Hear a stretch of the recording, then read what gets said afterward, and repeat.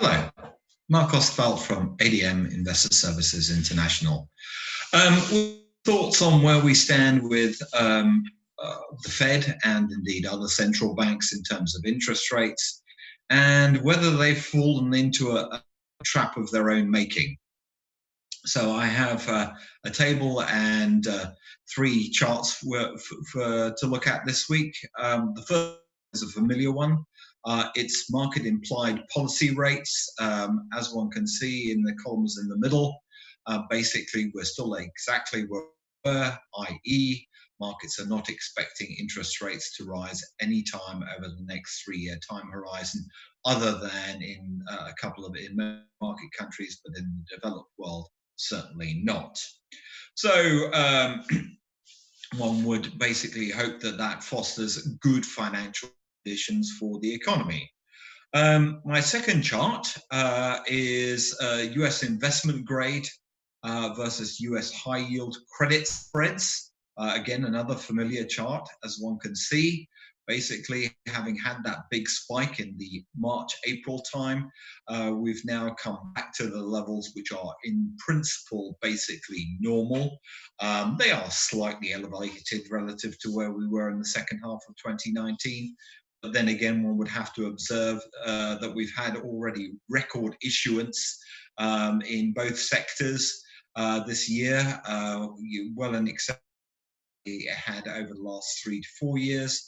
And we still got 4 months to go, and we've had a record August already with 121 billion corporate investment grade issuance. All sounds good. My third chart is an interesting one from the perspective that there was some disappointment this week that the Fed wasn't committing to more measures. So this is the Fed. Basically, it basically tells us a story that the Fed is under no current pressure, as one can see, basically from the market implied interest rates, from the shape of the US Treasury yield curve, which has steeped very modestly, but in the face of record US government issuance, record corporate, one would say that the steepening is very, very small. The Fed's balance sheet is around the 7 trillion mark that it's been effectively since the end of April.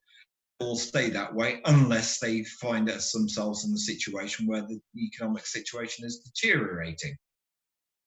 So we then come to my final chart, and I think this is the important one, because as much as the Fed policy review, which will be announced by Mr. Powell at the Jackson Hole Symposium at the end of August, is basically seeing how they might rejig the inflation and employment targets that they have, their so-called dual mandate. My argument would be actually that they've been targeting US financial conditions, and I would suggest that this is also the case with all other central banks, for a very, very long time. As one can see, financial conditions are basically back to the sort of levels that they were pre the COVID crisis, and volatility, which is a key component, has also dropped off. The problematic with this is the financial conditions that we're talking about here are market financial conditions. They're not mainstream conditions. It doesn't really tell us anything about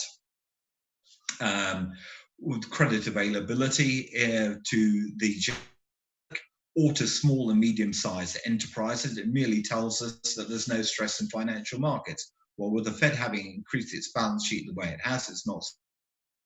The problematic with it is that every time the market has a funk, the Fed is effectively forced to increase its balance sheet, reduce rates to zero, but it doesn't actually benefit the economy. And this is basically something which I think is going to become more and more problematic as we go through the year, unless we see a marked upturn, which doesn't seem very, very likely.